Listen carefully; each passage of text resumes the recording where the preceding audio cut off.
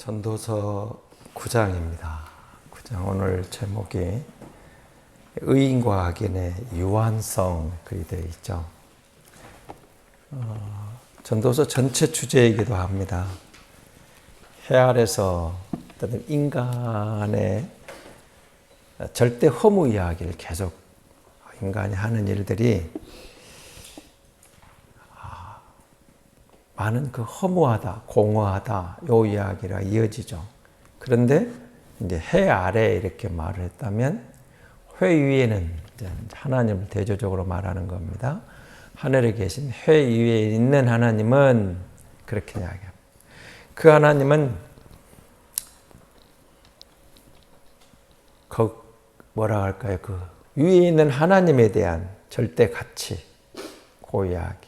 그러니까 인간은 해 아래에 있는 인간의 허무함과 회 위, 하늘에 계신 하나님의 절대 선하심을 대조적으로 이어가면서 하나님과의 올바른 관계를 맺고 인생 허무를 극복하는 것, 이게 이제 전도서가 강조하는 것.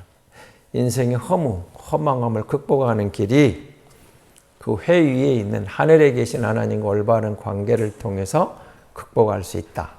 그렇지 않으면 공허함으로 헛된 것으로 끝난다. 이게 계속 이어지는 것이죠. 그러니까 현실적인 모순 어떻습니까? 우리 학생들, 중고등학생 서너 명이 와 있는데 저때 아이들의 관심 또 그 안의 모순, 학교 안에 이제 요즘은 이제 뭐 학폭 문제니 또는 여러 가지 것들도 있죠. 그 안 학생 인권 문제, 이런 문제, 그 학교 안에도 많은 모순도 있고 또 선생님과 학생들의 관계, 또 학생과 학생과의 관계. 그럼 거기서 끝나냐? 그렇지 않죠. 청년의 때, 중년의 때, 노년의 때 계속 이어지는 것들. 자, 민주화가 이루어진다 했는데 여전히 또 억울한 사람이 많다고 나름대로 손을 듭니다. 나는 억울하다. 불공평하다. 뭐 이런 것들. 갈등은 계속되고 있습니다. 자, 이런 것들을 들어가면서 뭔 이야기를 하고 싶은 거죠? 하나님의 공의가 있다는 것을 이로가 되고, 그래서 그 하나님의 공의를 신뢰하고 하나님과 올바른 관계를 맺어라. 거기에 답이 있다. 이 결론으로 나아가죠. 그래서 오늘 1절에서 6절에 보시면 소망이 있는 삶을 이야기하면서 1절을 한번 보겠습니다. 이 모든 것을 내가 마음에 두고 이 모든 것을 살펴본 즉 의인이나 지혜자들이나 그들의 행위나 모두 다 하나님의 손 아래 있으니 사랑을 받을는지 미움을 받을는지 사람이 알지 못하는 것은 모두 그들의 미래의 일들입니다. 한마디로 말하면 뭐죠? 아무도 자신의 미래를 모른다. 그렇죠. 그래서 사람은 알지 못한다, 모른다, 요 이야기를 하는데 사람 모르는데 미래가 우리가 모르는 그것이 하나님 손 안에 있다. 지금 이렇게 이야기하는. 우리가 모르는데 사람은 알 수 없는데 그런데 하나님은 알고 계신다. 하나님 손 안에 있다. 요 이야기죠. 2절, 3절에서는 모든 사람에게 사실은 똑같은 일이 이제 물론 과정은 다릅니다. 사람이 태어난 환경도 다르고 자라나는 과정도 다르고 성격도 다르고 과정은 다른데 결론은 똑같다는 겁니다. 우리가 흔히 말하는 공술의 공수가 그러잖아요. 태어날 때 빈손으로 태어났고 돌아갈 때 아무것도 못 가요. 빈손으로 돌아간다. 결론은 뭐예요?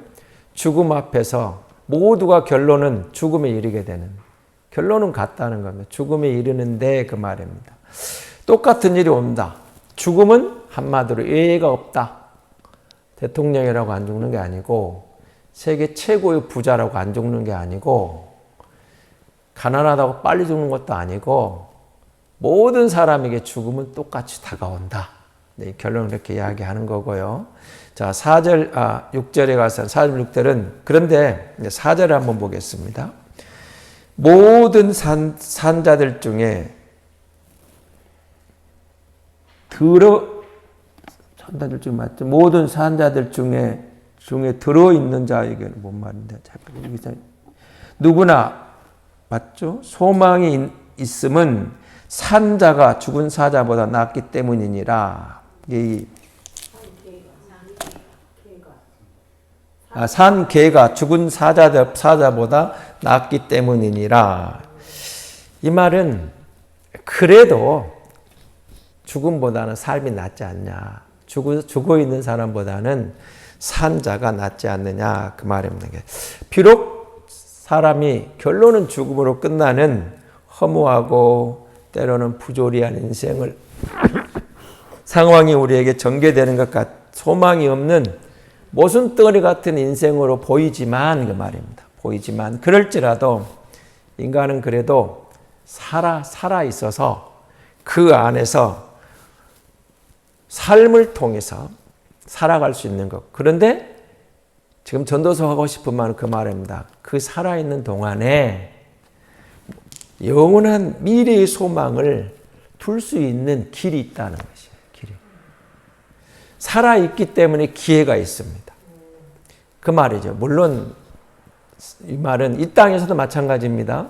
살아있으면 그래도 기회가 있습니다. 그런데 하늘의 영원한 소망을 갖게 되는 것도 살아있기 때문에 가능한 기회가 있어요. 기회가. 죽으면 기회가 없죠. 우리가 예수를 살아생전에 믿는 게 중요한 것이죠. 안 믿으면 기회가 없죠. 안 믿고 죽으면 기회가 끝난 겁니다. 그러니까 살아있기 때문에 믿을 수 있는 기회가 있고 또 우리 인생을 보더라도 살아있기 때문에 뭔가 할 수 있는 기회가 있다는 거예요. 기회가.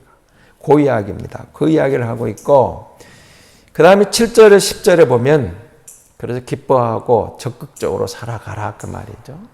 미래에 대한 소망 있는 삶을 말해주면서 이 전도자는 우리에게 이렇게 말합니다. 죽기 전에 남은 생을 보다 즐거워하고 보람있게 살라고 권고하는 거죠.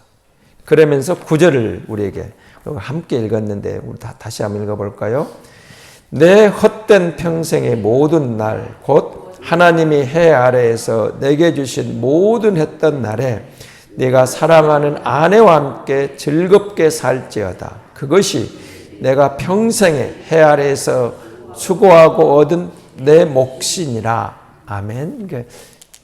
우리 개역개정은 분복이라는 단어를 쓰고 있거든요. 내게 주어진 복이다. 그래서 이 이야기는 이렇게 말하는 겁니다.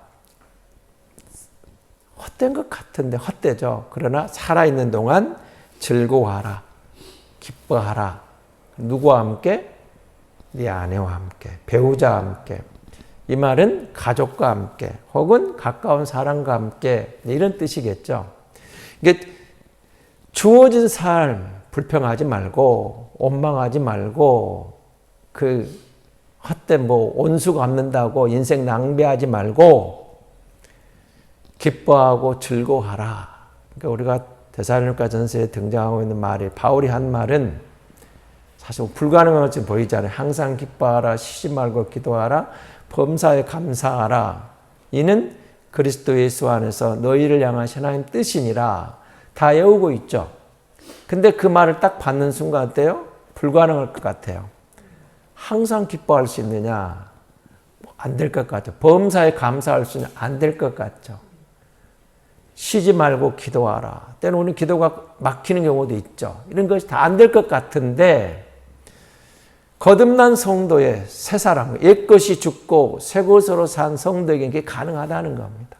성령에 이끌려 갈 때, 성령께서 우리를 지배할 때 그 말입니다. 그 가능한, 그러니까 기쁘고 적극적인 삶도 결국은 그리스도 안에 있는 성도의 은혜입니다. 우리는 구약 성경에서는 예수님을 이들은 몰랐겠죠. 그렇죠? 예수님을 이들은 몰랐던 시절이죠. 그러나 이들에게도 똑같은 하나님이죠. 하나님. 하나님께로 돌아가라. 하나님 안에서 기뻐하고 즐거워하라. 즐거운 삶. 근데 그것도 곁에 있는 사람과 함께, 배우자와 함께 서로를 인정하고 배려하고 즐거워하고 사는 것, 그 이야기입니다. 그래서 그러면서 이렇게 말합니다. 사람이 좋아하는 것들이 있죠. 우리 기본적인 게 의식주입니다. 먹고 자고 사는 것. 그 다음 나가면 또 뭐가 있죠? 즐기는 게 있죠. 여러분 삶의 목적이 뭐라고 생각합니까? 모든 사람의 목적은 저는 이 땅에서 같다고 생각합니다. 행복입니다. 행복.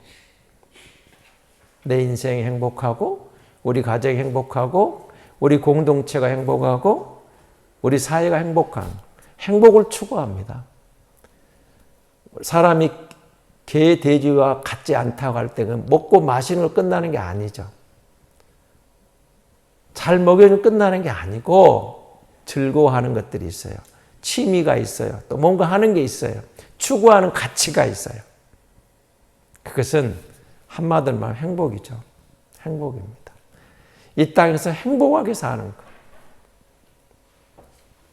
그걸 추구하는 것인데 이렇게 말합니다. 그것은 자기 일과 그리고 인간관계에서 그 관계에서 찾는 것. 하나님과의 관계가 회복되고 나면 인간관계에서 그 사람이 자기 하는 일과에서 사람 관계에서 만족을 찾을 때 만족을 느낀다면 행복한 인생 아닐까요? 하나님과의 관계가 회복됐습니다. 사람과의 관계가 막힘이 없습니다. 그렇다면 이 땅에서 우리가 꿈꾸는 것, 기뻐하고 적극적으로 살아가는 삶의 목표를 볼 수 있다는 것이죠. 그리고 이어집니다. 이제 전도자 하고 싶은 말이 이겁니다. 우리에게는 사실 이 땅에서 우리가 아무리 수고하고 노력해도 인간의 수고로 절대적인 어떤 가치, 그것들은 찾을 수 없기 때문에 허무하다는 결론에 왔다는 거예요. 그런데 하나님을 인정했더니 그 하나님께로 가고 보니까 마음껏 즐길 수 있는 행복한 어떤 상황에도 행복한 길이 있고 그 말입니다. 그러면서도 인간은 그 허무함으로 끝나는 게 아니고 그 말 아니고 이 땅에서 마음껏 즐기도록 하나님이 우리에게는 주어진 그런 대상이라는 거예요. 사람은 짐승과 다른 겁니다. 먹고 마시는 것만 있으면 끝나는 게 아니에요. 또 나름대로 추구하는 게 있어요. 취미생활을 통해서 가치관을 통해서 즐기는 것들을 통해서 인간은 그런 대상이라는 겁니다. 그런 대상인데 11절 12절에서는 이렇게 말합니다. 하나님의 절대적인 가치와 그 주권을 우리가 인정해 드리고 하나님께는 그런 게 있죠. 하나님은 어떤 하나님이냐? 만물의 주제다. 주인이시다. 하나님은 주권자시다. 하나님은 절대적인 주권이 있고 절대적인 가치가 있고 절대 만물의 주인이신데 그러니까 하나님은 무한한 겁니다. 지혜도 모든 속성이 무한한 속성인데 인간은 상대적으로 제한적이지 않냐 그 말입니다. 그러므로 절대적인 권위를 지닌 하나님의 뜻과 계획에 의해서 살아가는 것 그것이 정말 가장 지혜다. 복이 있다. 이 이야기로 11절을 보겠습니다. 11절은 이렇게 이야기를 한다. 내가 해 아래에서 보니 빠른 경주자들이라고 선창하는 것이 아니고 용사들이라고 전쟁에 승리한 것이 아니며 지혜자들이라고 음식물을 얻는 것이 아니며 명철자들이라고 재물을 얻는 것도 아니며 지식인들이라고 은총을 입는 것이 아니니 이는 시기와 기회는 그들 모두에게 임함이. 그러니까 좀 빠르고 늦을 수는 있지만 모두에게 기회가 있다. 그러니까 시기가 있다. 때가 있다. 그러니까 어떤 상황에서 우리가 그것 때문에 낙심할 필요가 없는 거죠. 남이 앞선다고 시기할 이유도 없는 거죠.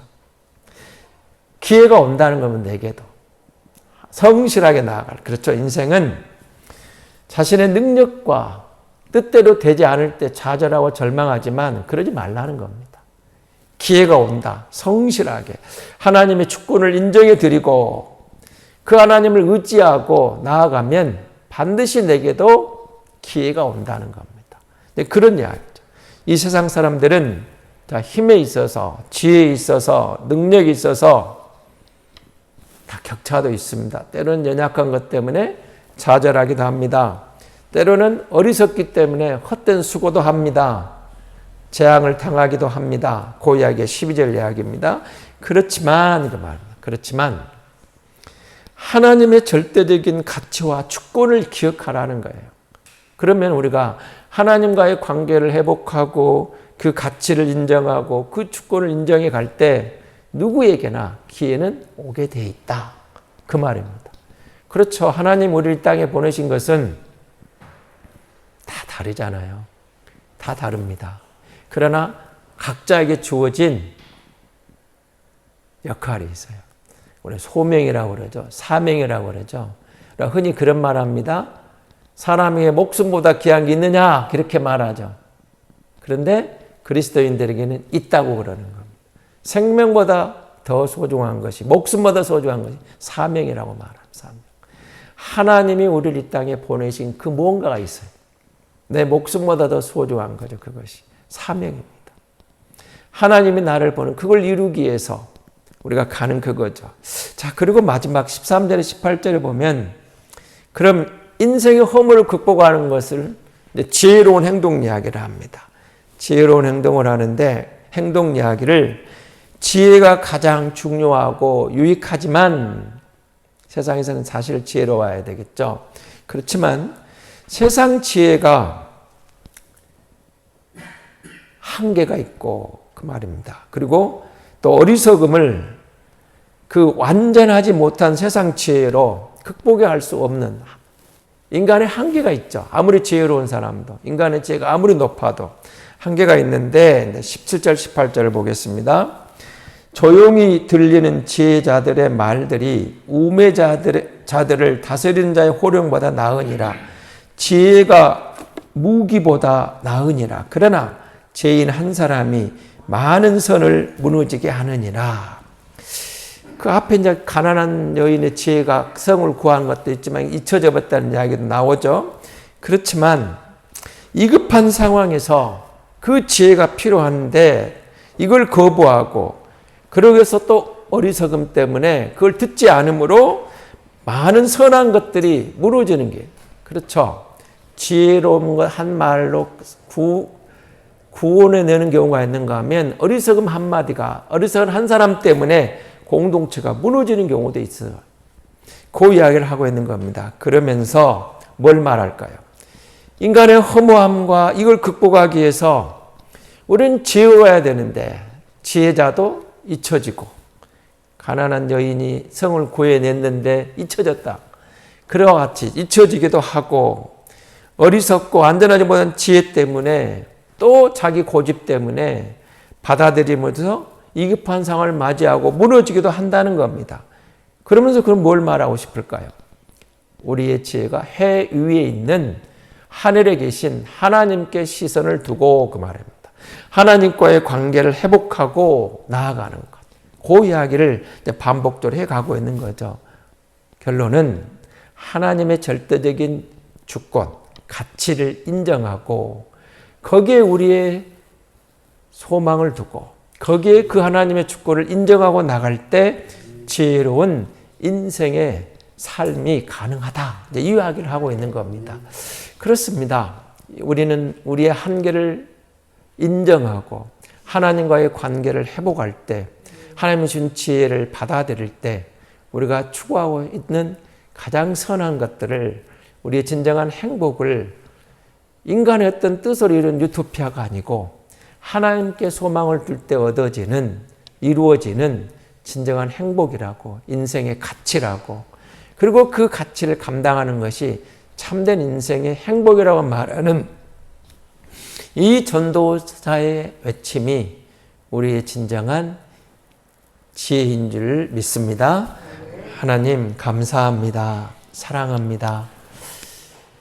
우리 주변에 많은 일어나는 일들, 내 상황 속에서 때로는 허무하고 불합리하고 모순적이고 이해가 안 되는 우리의 한계를 고백합니다. 하나님은 전능하시고 절대적이고 하나님께 진정한 가치가 있는 것을 하나님 전도자의 애침 속에 다시 우리가 확인해 보는데, 주님, 하나님과의 관계를 회복하고 하나님께 소망을 둘 때 우리가 이 땅에서 가야 할 길이 열리고 하나님 주신 지혜로 참된 행복을 누리는 하나님의 은혜를 경험하게 될 줄로 믿습니다. 새벽을 깨워 주 앞에 나와왔습니다. 6월 첫날 새로운 하루를 시작하며 새로운 한 달을 열면서 기도함으로 주 앞에 나올 수 있어서 감사합니다. 기도함으로 시작합니다. 하나님, 호국의 달이라는 6월에 하나님의 은혜를 더 깊이 경험하며 하나님의 은혜로 정말 의미 있고 가치 있고 보람 있는 한 달이 될 수 있도록 주여 인도해 주옵소서.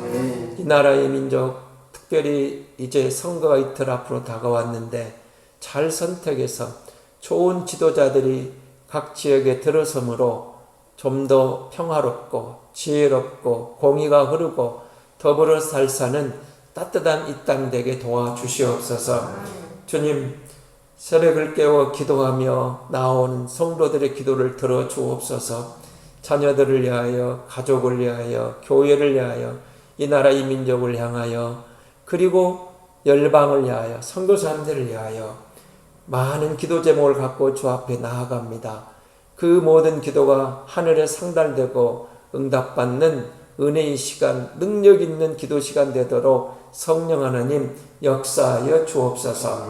감사헌금을 담아드리며 하나님 새로운 한 달을 주신 것을 감사하며 주님 앞에 나아가는 여종의 손길도 기억해 주시고 그 소원도 그 마음의 기도 제목도 응답하셔서 주 영광 드러내게 인도해 주옵소서.